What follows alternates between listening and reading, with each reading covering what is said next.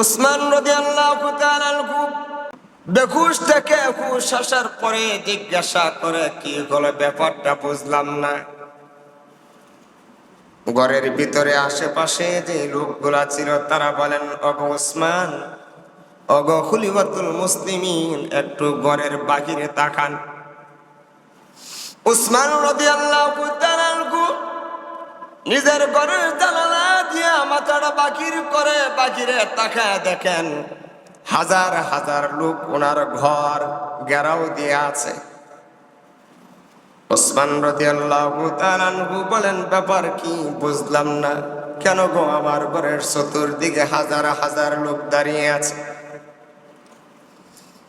জবাব দিলেন, তারা চাই আপনাকে খেলাফত থেকে অপসারণ করতে। উসমান রাদিয়াল্লাহু তাআলা আনহু বলেন, না, আমার জীবন যেতে পারে, আমি আমার খেলাফত ছাড়তে পারি না। আমার জীবন যেতে পারে, কিন্তু আল্লাহ আমাকে যে খেলাফতের দায়িত্ব দিয়েছেন, এই খেলাফতের দায়িত্ব আমি কেন ছাড়তে পারে না? মেশকাত শরীফের 6077 নম্বর হাদিস, মেশকাত শরীফের, তিরমিজি শরীফের 3705 নম্বর হাদিস, ইবনে মাজাহ শরীফের 112 নম্বর হাদিস। আল্লাহর নবী একদিন হযরত উসমান রাদিয়াল্লাহু তাআলা আনহুকে বলেন, ইয়া উসমান।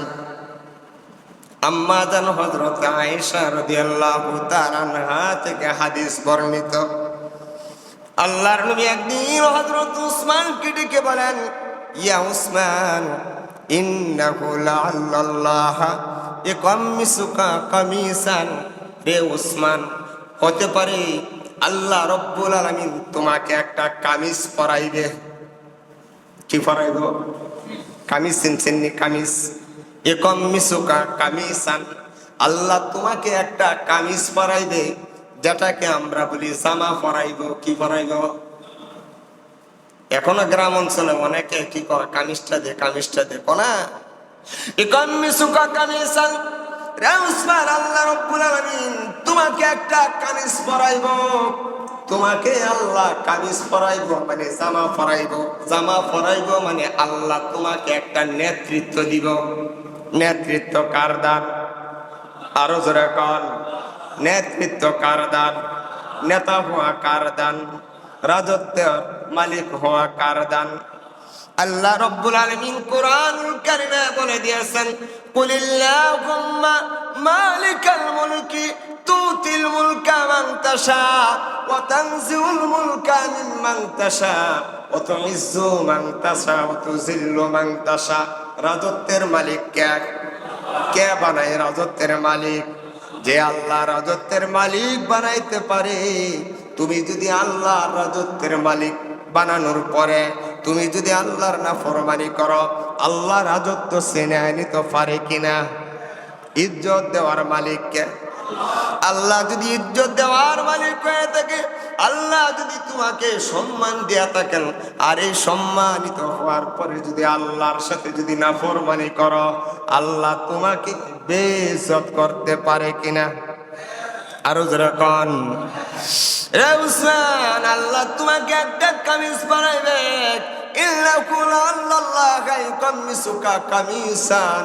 আল্লাহ তোমাকে একটা কামিজ পরাইবে। ফাইন আরাদুকা আলা খালইহি, তারা যদি তোমার কামিজটা ছিনায় নিত চা, তারা যদি তোমার কামিজটা ছিনায় নিত চা, তোমার জামাটা যদি তারা যদি ছিনায় নিত চা, ফালা তাখলাহু লাহুম, কোশ্চিন কালো তুমি জামাটা খুলিও না, কোশ্চিন কারো তাদের দিকে তুমি জামাটা খুলিও না।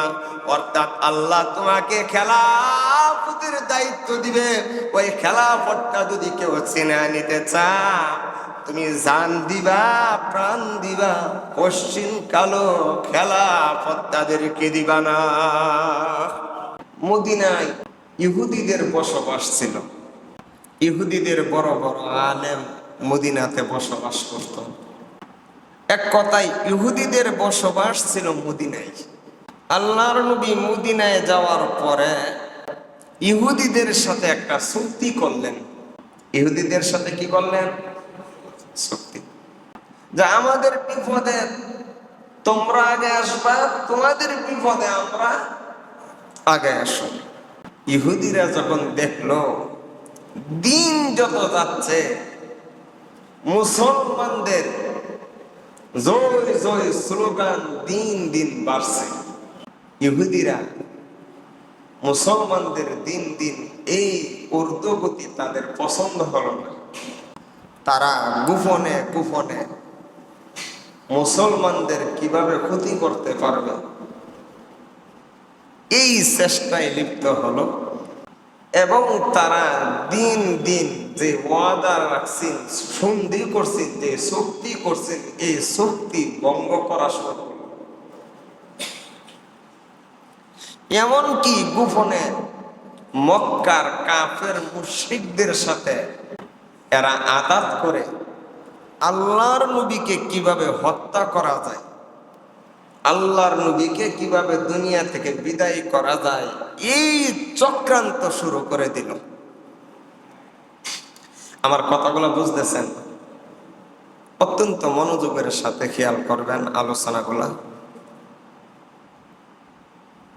ইহুদিরা একদিন আল্লাহর নবীর কাছে এসে আল্লাহর নবীকে দাওয়াত করলেন, নবীজি আপনার সাথে আমাদের কিছু পার্সোনাল কথা আছে। কি কথা আছে? পার্সোনাল কথা। আল্লাহর নবী কতজন সাহাবায়ে কেরামকে নিয়ে গেলেন। ইহুদিরা বলেন যে আপনার সাথে আমরা এককভাবে কথা বলবো।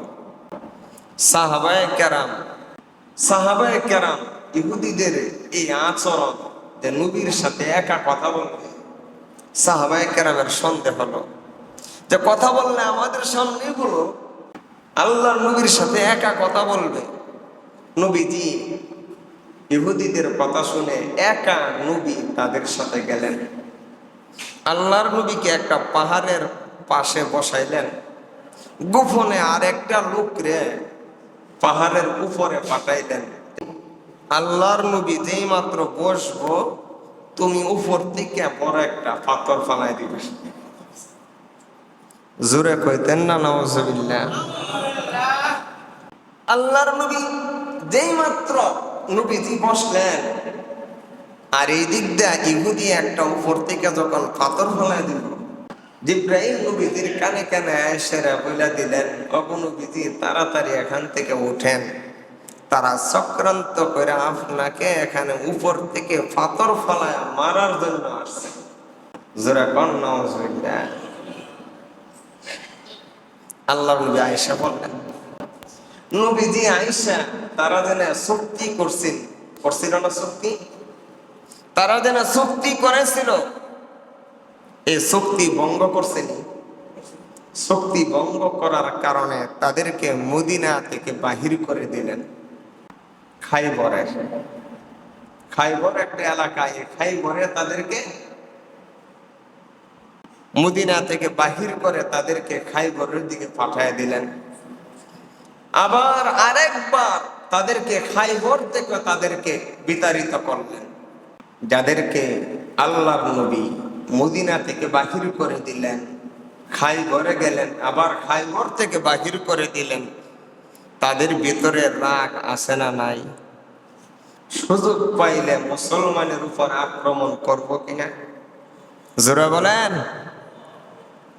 তারা দেখলো দিন দিন মুসলমানের সংখ্যা বাড়তেছে, ইসলাম দিন দিন ঊর্ধ্বগতি, দিন দিন ইসলাম প্রসার হচ্ছে।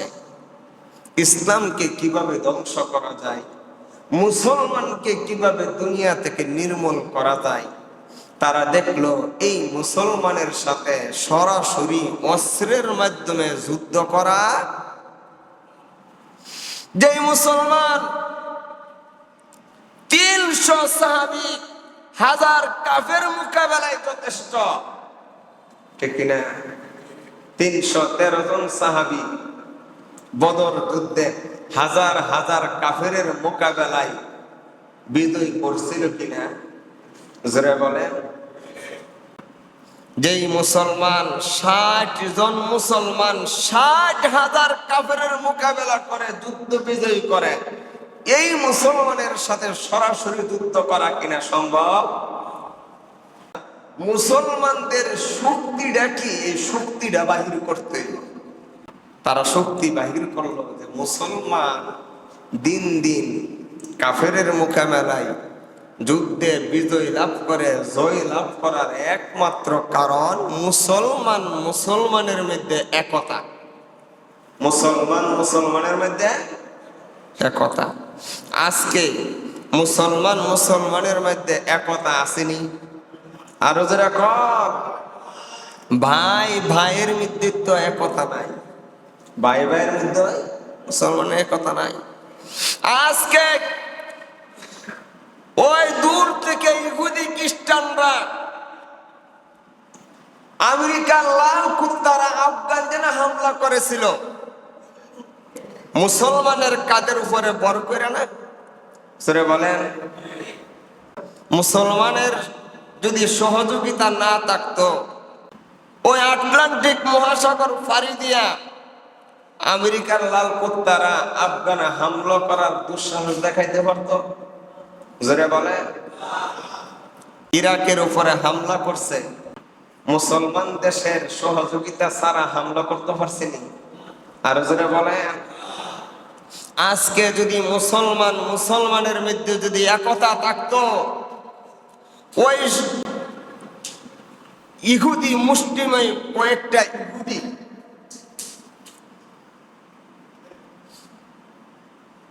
ফিলিস্তিনের উপরে এই নির্মম অত্যাচার আক্রমণ করার দুঃসাহস দেখাইতে পারত? জোরে বলে। শুধু সারা বিশ্বের মুসলমান রাষ্ট্র না, শুধুমাত্র একটা রাষ্ট্র সৌদি আরবে যদি হুঙ্কার দিয়া উঠে এই ইসরায়েল ফিলিস্তিনের উপরে হামলা করার দুঃসাহস দেখাইতে,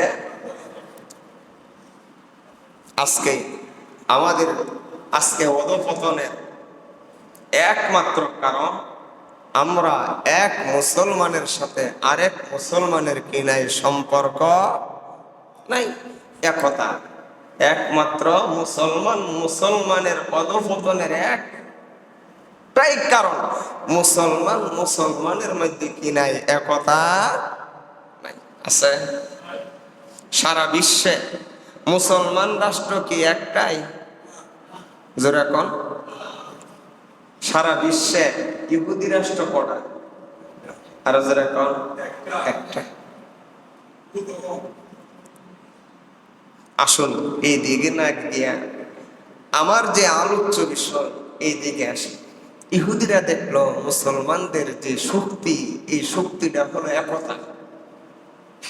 তাদের একতা যদি নষ্ট করে দেওয়া যায় তাহলে তাদের উপরে আমরা রাজত্ব করা সম্ভব, ঠিক কিনা জোরে বলেন?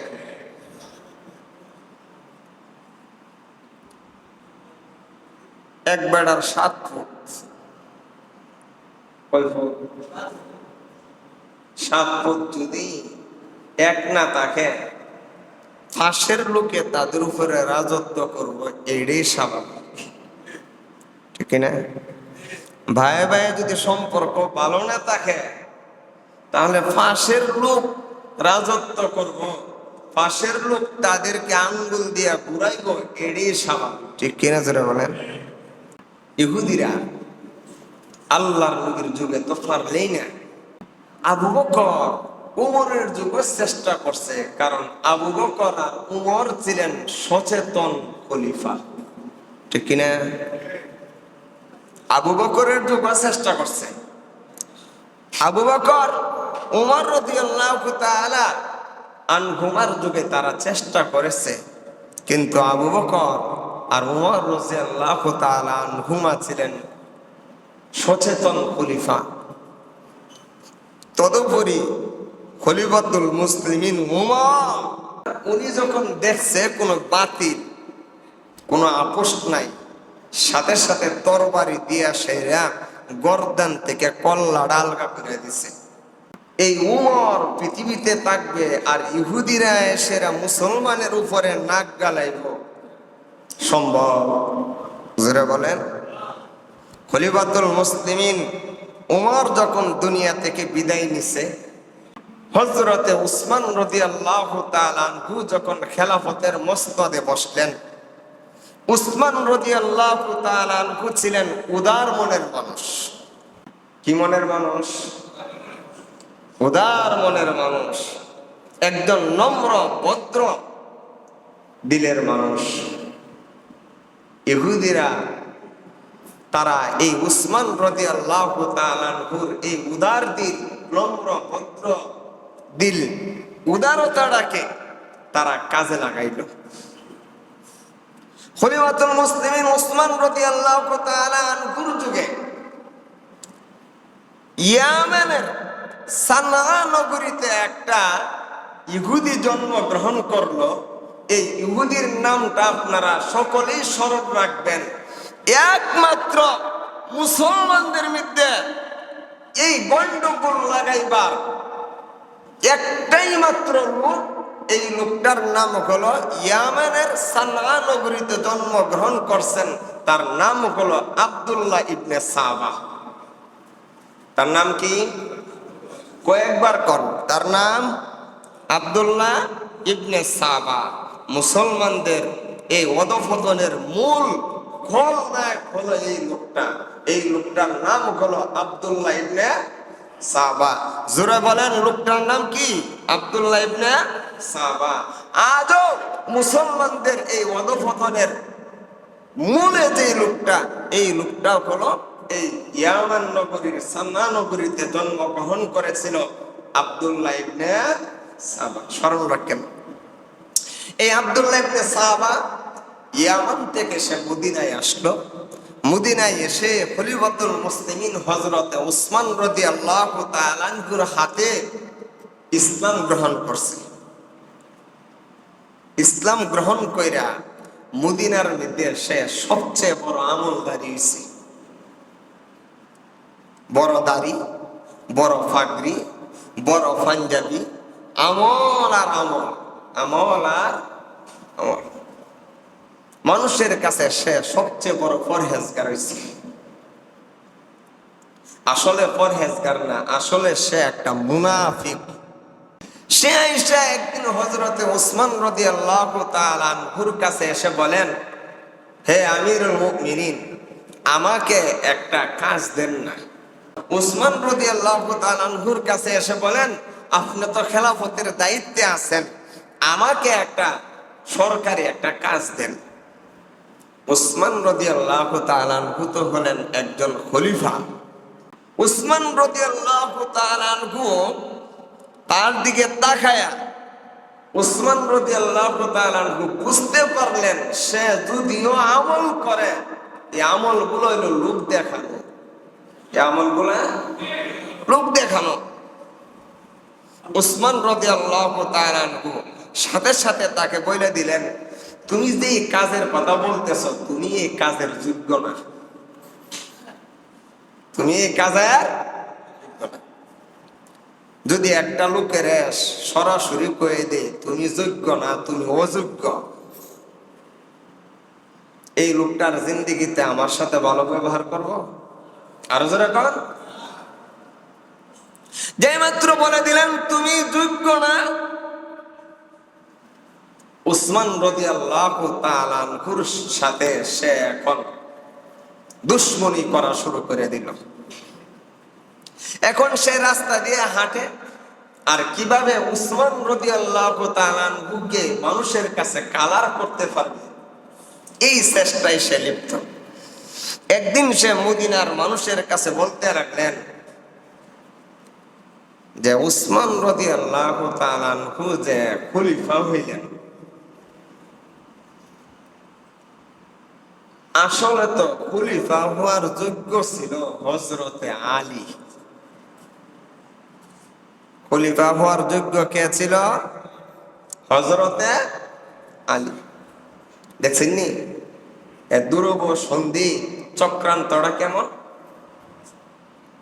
মানুষের কাছে বলতে লাগলো যে খলিফা যেন করেন হযরতে উসমান। আসলে খলিফা হওয়ার দরকার ছিল হযরতে আলী। আসলে হযরতে আলী রাদিয়াল্লাহু তাআলা আনহু উনি একজন বড় আলেম, উনি একজন বড় সাহাবী, কিন্তু সে কিভাবে বলতেছে উসমান রাদিয়াল্লাহু তাআলা আনহুকে দাবানোর জন্য হযরতে আলীর উপরে তুলতেছে, ঠিক কিনা জোরে বলেন? লোকেরা বলে কিভাবে, কিভাবে? হযরতে উসমান হলো উমাইয়া বংশের। হযরত উসমান কোন বংশের? উমাইয়া বংশের। আর হযরতে আলী হলো হাশিমি বংশের। সুতরাং বংশের দিক দিয়া নবীর কাছাকাছি কে? সাধারণ মানুষ কিন্তু দেখবেন একজন সচেতন মানুষ যদি কথা সাথে সাথে হ হ করে ঠিক তো কইছো কথাটা।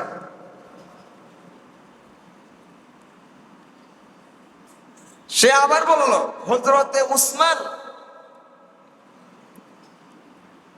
যেমন মেয়ের জামাই, হযরতে আলীও মেয়ের জামাই, কিন্তু হযরত উসমান হলো উমাইয়া বংশের আর হযরতে আলী হলো হাশিমি বংশের। আল্লাহর নবীও হাশিমি বংশের এবং হযরতে আলী হলো নবীর চাচাতো ভাই।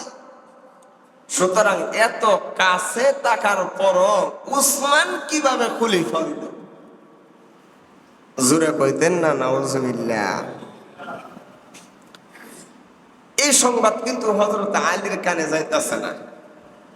হযরতে আলী রাদিয়াল্লাহু তাআলা আনহুর কানে যদি তার এই কথাগুলো যাইতো, হযরতে আলী আগে তারে সাইজ করে নিলেন।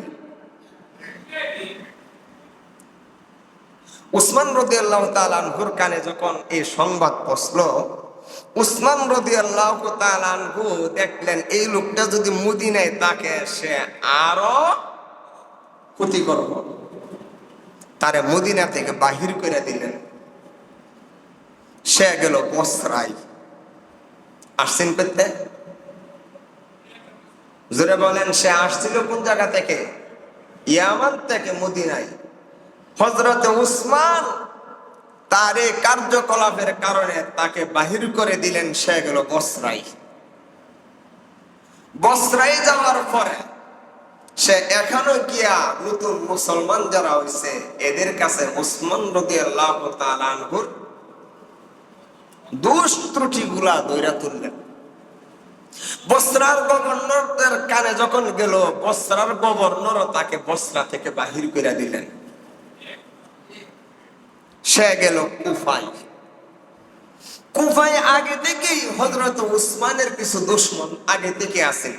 একজন মানুষ যখন মেয়রের দায়িত্ব পালন করে, যত বালা দায়িত্বই পালন করে, জনগণ সব বালাটা সবাই পছন্দ করে না, ঠিক কিনা? সে কুফা নগরীতে গিয়ে সেরা হযরত উসমান রাদিয়াল্লাহু আনহুর দোষ ত্রুটি গুলা মানুষের কাছে ধইরা তোলার চেষ্টা করলো। কুফার গভর্নরের কানে সংবাদ পৌঁছার পরে কুফার গভর্নর তাকে কুফা থেকে বাহির করে দিল। সে গেল শাম। কই গেল? শাম।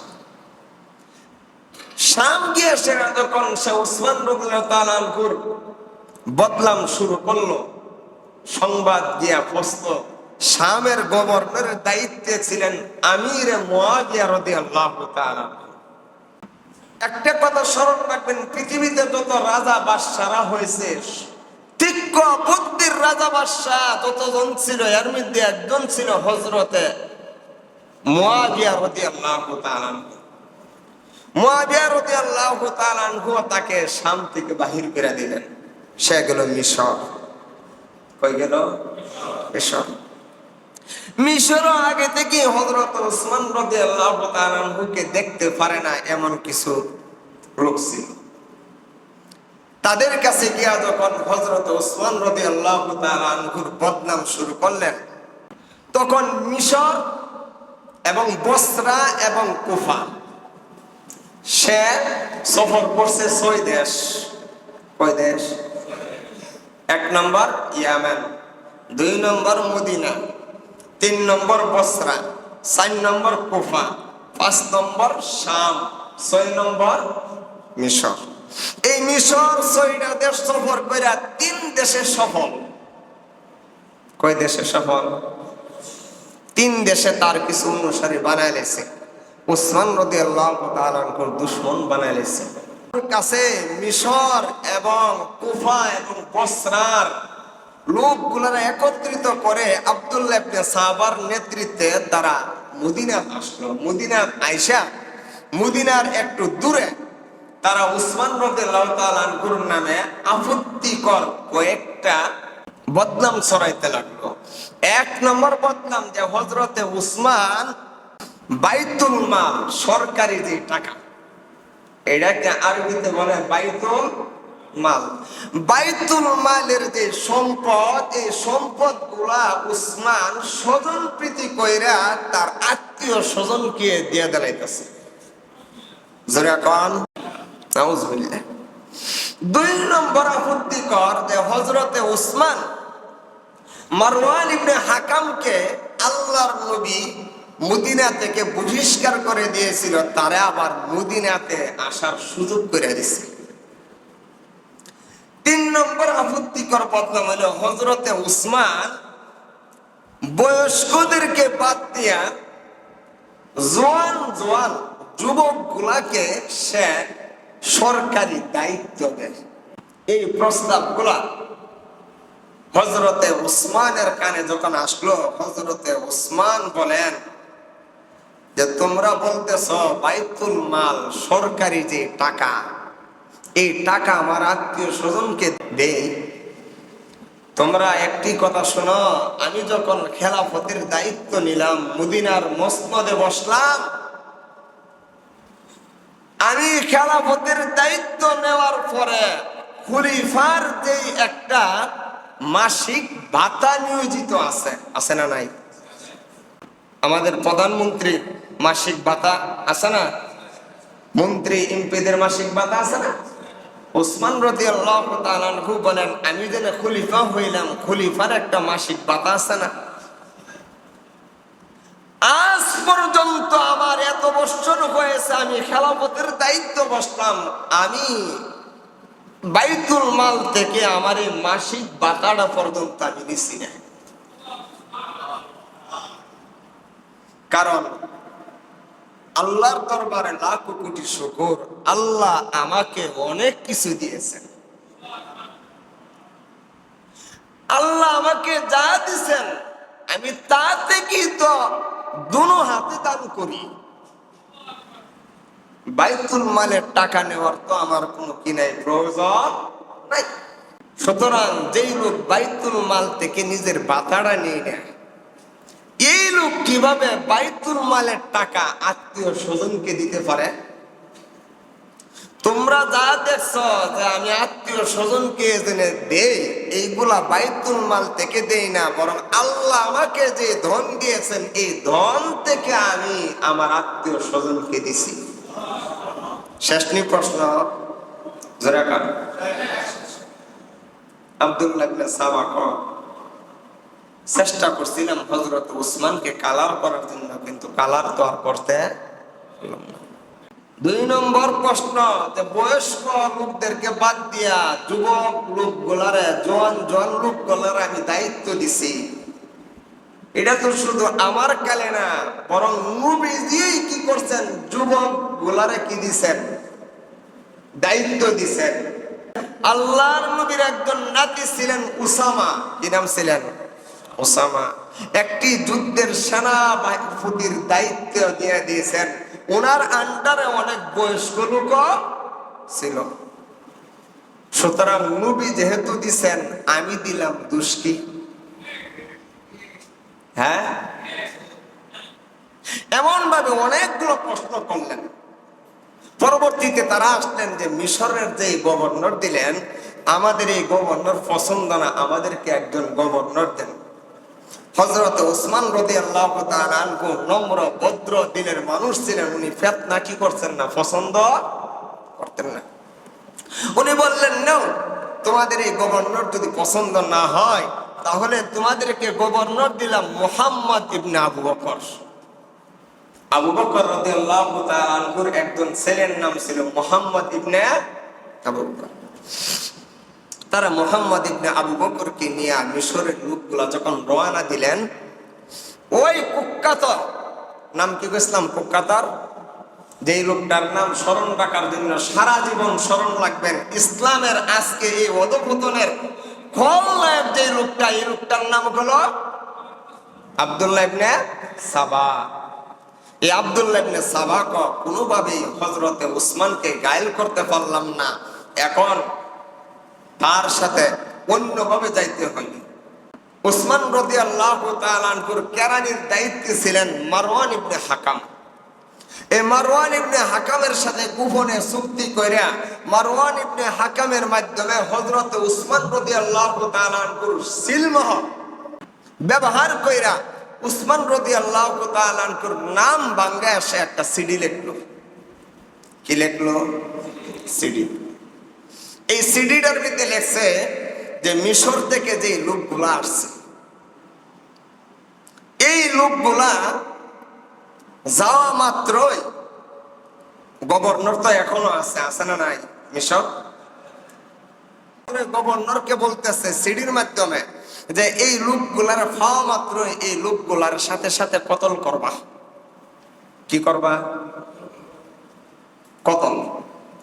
সিডির মধ্যে লিখলেন ফাক, বালের জায়গার মধ্যে লিখে দিলেন ফাকতুল, বার জায়গা তা লিখলেন। যেই মাত্র আব্দুল্লাহ ইবনে সাবা মদিনা থেকে বাহির হওয়ার পরে এই সিডি বাহকরে ধইরা দেখি সিডির মধ্যে কি লিখছে। আব্দুল্লাহ ইবনে সাবা দেখি সিডির মধ্যে কি লিখছে। সিডি খুললা দেখেন যে মিশর পৌঁছা মাত্রই এই লোকগুলারে মুহাম্মদ ইবনে আবু বকর নতুন গভর্নর সহকারে সবগুলারে কি করে লাইবা? হত্যা করে লাইবা। এই সিডির নিচে সিলমোহর হইল হযরত উসমানের। মিশরের যে লোকগুলা আছে শত শত লোক, এই সিডি হওয়া মাত্র কারে দুষব? যারা বলেন কারে দুষব? হযরত উসমানের যেহেতু সিলমোহর, যেহেতু সাইন, দুষব কারে? তারা যখন দেখলো হযরত উসমান তাদেরকে হত্যা করার জন্য নির্দেশ দিছে, তার জিন্দিগিতে হযরত উসমানের পক্ষে কথা কইব? আর যেরকম তারা আর মিশরে গেল না, রিটার্ন আবার মদিনাতে আসলো। অনেক কিছু হলো, লাস্টে একদিন হযরতে উসমান রাদিয়াল্লাহু তাআলা আনহু মসজিদে নববীতে ভাষণ দেন। জুমার নামাজের খুতবা কি দেন? ভাষণ দেন। হযরত উসমান রাদিয়াল্লাহু তাআলা আনহু যখন ভাষণ শুরু করলেন, আব্দুল্লাহ ইবনে সাবা অনুসারীর মধ্যে একজন দাঁড়ায় বলেন, হে উসমান, আপনাকে আমরা খলিফা হিসাবে মানি না। যেরকম নাউজুবিল্লাহ। এই উসমান রাদিয়াল্লাহু তাআলা আনহু ভাষণ দিতেছে, এই অবস্থায় একটা লোক দাঁড়ায় এসে কয়, হে উসমান, আপনাকে আমরা খলিফা মানি না। এমনকি হযরত উসমান রাদিয়াল্লাহু তাআলা আনহু নবীজি যে লাঠিটা নিয়ে আসেন মসজিদে নববীতে খুতবা দিতেন, এই লাঠিটা কেড়ে নিলেন। উসমান রাদিয়াল্লাহু তাআলা আনহুর ডান পায়ের মধ্যে আঘাত করলেন। হযরত উসমান রাদিয়াল্লাহু তাআলা আনহু বেহুশ হয়ে জমিনে পড়ে গেছে। উসমান রাদিয়াল্লাহু তাআলা আনহু বেহুশ হওয়ার পরে কয়েকজন সাহাবী হযরত উসমান রাদিয়াল্লাহু তাআলা আনহুকে ধরে ওনার বাসগৃহে নিলেন, ওনার ঘরে নিলেন। উসমান রাদিয়াল্লাহু তাআলা আনহু বেহুশ থেকে হুঁশ আসার পরে জিজ্ঞাসা করে, কি হলো, ব্যাপারটা বুঝলাম না। ঘরের ভিতরে আশেপাশে যে লোকগুলা ছিল তারা বলেন, ওগো উসমান, ওগো খলিফাতুল মুসলিমিন, একটু ঘরের বাহিরে তাকান। উসমান রাদিয়াল্লাহু তাআলা আনহু নিজের ঘরের জানালা দিয়ে মাথাটা বাহির করে বাহিরে তাকায় দেখেন হাজার হাজার লোক ওনার ঘর ঘেরাও দিয়ে আছে। উসমান রাদিয়াল্লাহু তাআলা আনহু বলেন, ব্যাপার কি বুঝলাম না। কেন গো আমার ঘরের চতুর্দিকে হাজার হাজার লোক দাঁড়িয়ে আছে? জবাব দিলেন, তারা চাই আপনাকে খেলাফত থেকে অপসারণ করতে। উসমান রাদিয়াল্লাহু তাআলা আনহু বলেন, না, আমার জীবন যেতে পারে, আমি আমার খেলাফত ছাড়তে পারি না। আমার জীবন যেতে পারে, কিন্তু আল্লাহ আমাকে যে খেলাফতের দায়িত্ব দিয়েছেন, এই খেলাফতের দায়িত্ব আমি কেন ছাড়তে পারে না? মেশকাত শরীফের 6077 নম্বর হাদিস, মেশকাত শরীফের, তিরমিজি শরীফের 3705 নম্বর হাদিস, ইবনে মাজাহ শরীফের 112 নম্বর হাদিস। আল্লাহর নবী একদিন হযরত উসমান রাদিয়াল্লাহু তাআলা আনহুকে বলেন, ইয়া উসমান। আম্মা জান হযরত আয়েশা রাদিয়াল্লাহু তাআলা আনহা থেকে হাদিস বর্ণিত, আল্লাহর নবী একদিন হযরত উসমানকে ডেকে বলেন, ইয়া উসমান, ইন্নাহু লাআল্লাহ ইয়াকাম্মিসুকা কামিসান। রে উসমান, হতে পারে আল্লাহ রব্বুল আলামিন তোমাকে একটা কামিজ পরাইবে। কি পরাইব? কামিজ চিনছেননি? কামিজ, ইয়াকাম্মিসুকা কামিসান, আল্লাহ তোমাকে একটা কামিজ পরাইবে, যেটাকে আমরা বলি জামা পরাইব। কি পরাইব? এখনো গ্রাম অঞ্চলে অনেকে কি কয়, কামিজটা দে, কামিজটা দে, কোনা ইয়াকাম্মিসুকা কামিসান। রে উসমান, আল্লাহ রব্বুল আলামিন তোমাকে একটা কামিজ পরাইব, তোমাকে আল্লাহ কামিজ পরাইব মানে জামা পরাইব, জামা পরাইব মানে আল্লাহ তোমাকে একটা নেতৃত্ব দিব। নেতৃত্ব কার দান? আরো জোরে কন, নেতৃত্ব কার দান? নেতা হওয়া কার দান? রাজত্বের মালিক হওয়া কার দান? আল্লাহ রব্বুল আলামিন কোরআনুল কারীমে বলে দিয়েছেন, কুলিল্লাহুম্মা মালিকাল মুলকি তুতিল মুলকা মান তাশা ওয়া তানজিউল মুলকা মিম্মান তাশা ওয়া তুইজ্জু মান তাশা ওয়া তুযিল্লু মান তাশা। রাজত্বের মালিক কে? কে বানায় রাজত্বের মালিক? যে আল্লাহ রাজত্বের মালিক বানাইতে পারে। তুমি যদি আল্লাহ রাজত্বের মালিক বানানোর পরে তুমি যদি আল্লাহর নাফরমানি করো, আল্লাহ রাজত্ব ছিনিয়ে নিতে পারে কিনা? ইজ্জত দেওয়ার মালিক কে? আল্লাহ যদি ইজ্জত দেওয়ার মালিক হয়ে থাকে, আল্লাহ যদি তোমাকে সম্মান দিয়া থাকেন, আর এই সম্মানিত হওয়ার পরে যদি আল্লাহর সাথে যদি নাফরমানি করো, আল্লাহ তোমাকে বেইজ্জত করতে পারে কিনা? আরো যারা কন, রে উসমান, আল্লাহ তোমাকে একটা কামিজ বানাইবে।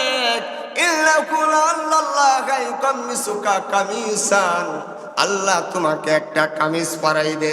ফাইন আরাদুকা আলা খালইহি, তারা যদি তোমার কামিজটা ছিনায় নিতে চায়, তারা যদি তোমার কামিজটা ছিনায় নিতে চায়, তোমার জামাটা যদি তারা যদি ছিনায় নিতে চায়, ফালা তাখলাহু লাহুম, কোশ্চিন কালো তুমি জামাটা খুলিও না। কোশ্চিন কারো তাদের দিকে তুমি জামাটা খুলিও না। অর্থাৎ আল্লাহ তোমাকে খেলাফতের দায়িত্ব দিবে। ওই খেলাফতটা যদি কেউ ছিনিয়ে নিতে চায়, তুমি জান দিবা, প্রাণ দিবা, কোশ্চিন কালো খেলাফত তাদেরকে দিবা না। ভাই আমার, খুব করুণ কাহিনী। ইনশাল্লাহ আগামী শুক্রবারে এই জায়গা থেকে শুরু করুক, আল্লাহ যদি আমাদেরকে তৌফিক দান করে।